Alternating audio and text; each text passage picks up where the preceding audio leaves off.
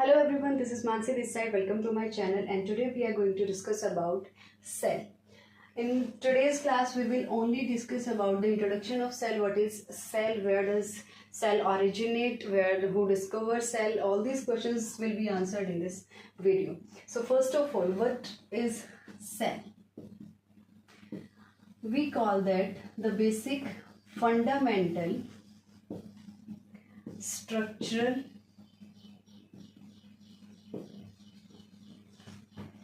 and functional unit.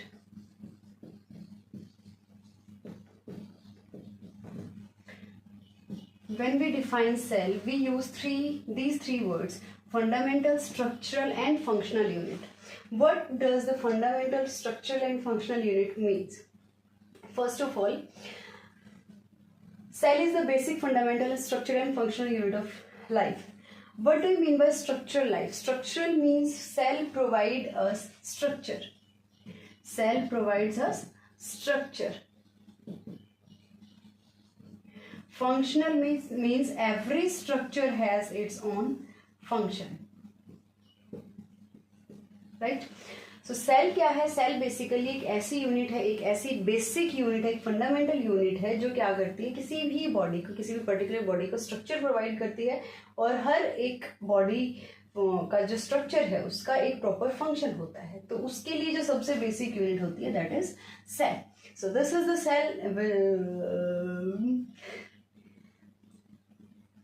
Okay, उसके बाद हमारे पास आता है who discovered cell. Who discovered cell? So cell was discovered by Robert Hooke in 1665. Cell was discovered by Robert Hooke in 1665. Cell की discovery. Now we will discuss about two type of organisms. The first one is unicellular, and the second one is multicellular.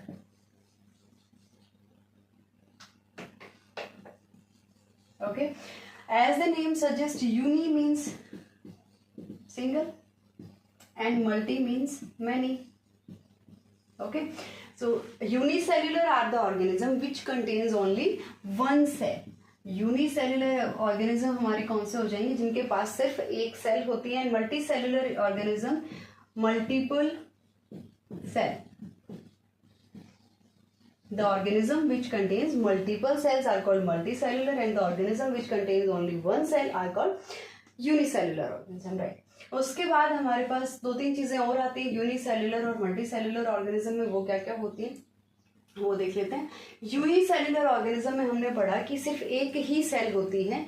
तो वही एक cell के अंदर जितने भी functions perform होते हैं, जैसे एक्सक्रीशन हो गया, इंजेक्शन हो गया, डाइजेशन हो गया, सर्कुलेशन हो गया, ये सारे के सारे फंक्शन कौन परफॉर्म करेगा? That single cell.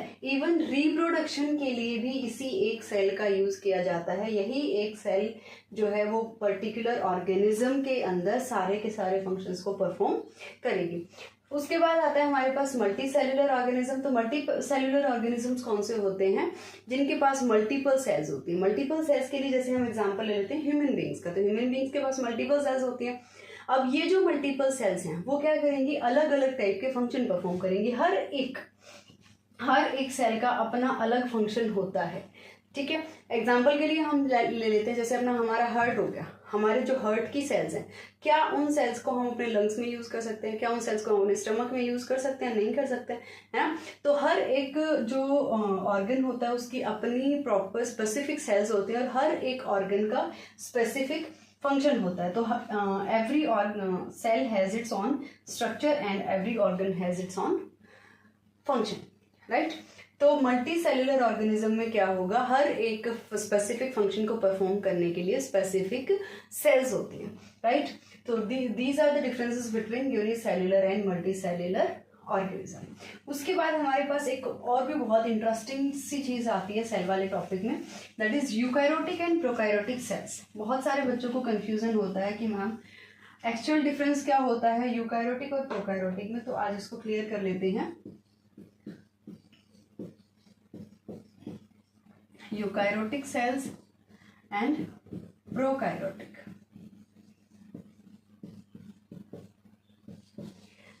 तो बेसिकली तो दोनों में सिर्फ एक ही डिफरेंस होता है जो सबसे ज़्यादा ज़रूरी होता है और सबसे ज़्यादा मतलब आइडेंटिफिकेशन के लिए सबसे इम्पॉर्टेंट होता है, दैट इज न्यूक्लियस। क्या है? न्यूक्लियस। ओके, सो न्यूक्लियस एक ऐसी चीज़ है जो यूकैरियोटिक और प्रोकैरियोटिक सेल्स को एक दूसरे से अलग करती है, इन दोनों को डिफ्रेंशिएट करती है।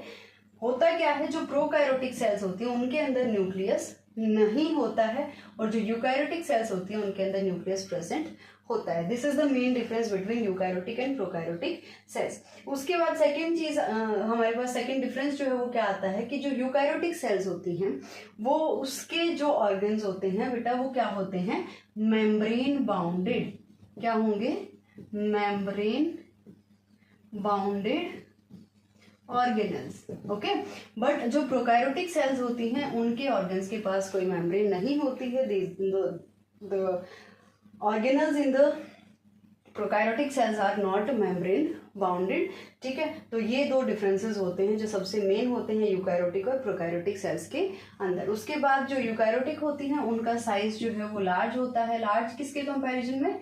प्रोकैरियोटिक सेल्स के कंपैरिजन। प्रोकैरियोटिक सेल्स का जो साइज होता है वो 0.1 माइक्रोमीटर। ठीक है, बट यूकैरियोटिक सेल का जो साइज होता है वो हमारा 1 to 2 माइक्रोमीटर तक चला जाता है। ठीक है, तो इनका साइज भी स्मॉल होता है, इनके पास न्यूक्लियस भी नहीं होता और इनके जो ऑर्गन्स होते हैं वो मेम्ब्रेन बाउंडेड नहीं होते हैं। ठीक है, और यूकैरियोटिक में क्या होता है? न्यूक्लियस भी प्रेजेंट होता है और जो ऑर्गेनल्स होते हैं वो मेम्ब्रेन बाउंड होते हैं और इनका साइज जो है वो 1 to 2 माइक्रोमीटर तक चला जाता है। ठीक है, तो ये कुछ बेसिक चीजें हैं जो सेल के बारे में, सेल के इंट्रोडक्शन में हमारी आती हैं। उसके बाद अब हम करेंगे सेल की डीप स्टडी। ओके, सेल का स्ट्रक्चर क्या है, सेल के ऑर्गेनल्स क्या हैं, तो उसके लिए so this was the introduction of cell. उसके बाद हम करेंगे सेल का स्ट्रक्चर क्या होता है उसकी स्टडी करेंगे। सेल के ऑर्गेनल्स क्या क्या है वो हम नेक्स्ट वीडियो में करेंगे।